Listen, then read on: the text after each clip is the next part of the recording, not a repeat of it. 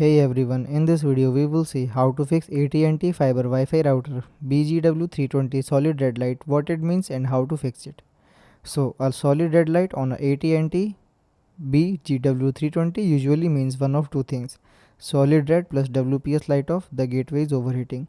Solid red plus WPS LED light, the gateway has a hardware problem. Fix 1. Restart the BGW320. Unplug the power cable, then wait for 30 to 60 seconds. Plug it back in.